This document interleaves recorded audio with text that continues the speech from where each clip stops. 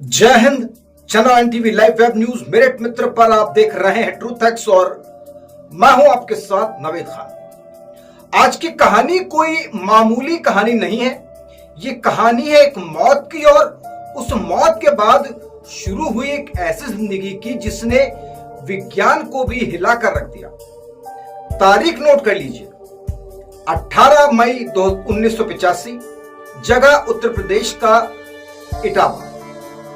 फफूंद railway station के पास पटरियों के पर एक लाश मिलती है।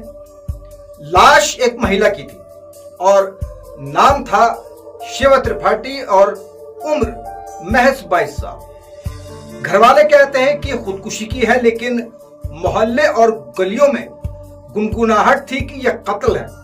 ससुराल का झगड़ा, प्रताड़ना और फिर लास्ट में एक खौफनाक अंत। मामला पुलिस की फाइलों में जाना चाहिए था, लेकिन कुदरत को कुछ और ही मंजूर था। ठीक 2 महीने बाद 19 जुलाई 1985 इटावा का एक छोटा सा गांव अंगद का नंगला, वहां रहने वाली सुमित्रा सिंह अचानक बीमार पड़ती। इतनी बीमार कि उसकी सांसें थम जाती हैं, जिस्म बर्फ जैसा ठंडा पड़ जाता है, घर में कोहराम मच जाता है, अर्थी की तैयारियां होने लगती हैं। लेकिन तभी वो होता है जिसे सुनकर रूह कांप जाए।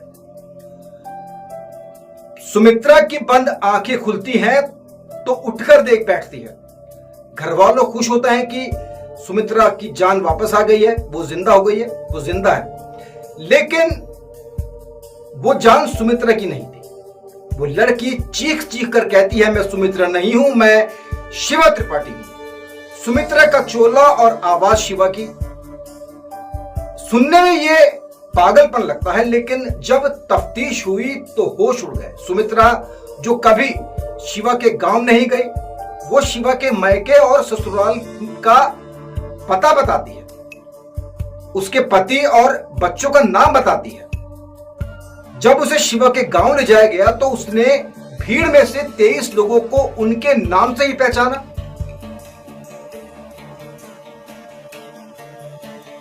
ये कोई इत्तेफाक नहीं था, ये कुछ और ही था। इस केस में समंदर पार बैठे वैज्ञानिकों को भी बेचैन कर दिया। यूनिवर्सिटी ऑफ वर्जीनिया के मशहूर प्रोफेसर आयन स्टीफसन भारत आए। उन्होंने इसे नाम दिया रिप्लेसमेंट इनकार्नेशन।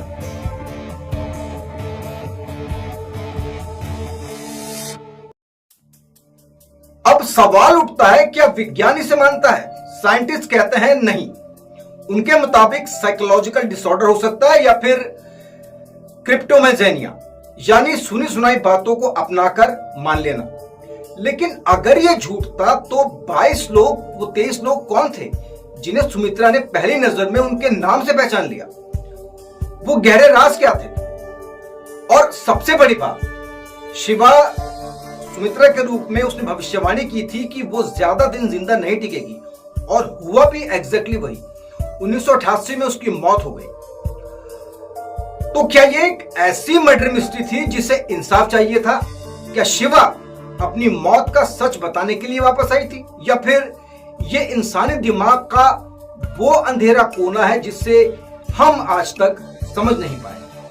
इटावा का ये केस आज भी फाइलों में बंद है, लेकिन लोगों के जहन में आज भी बहुत सारे सवाल जिंदा हैं।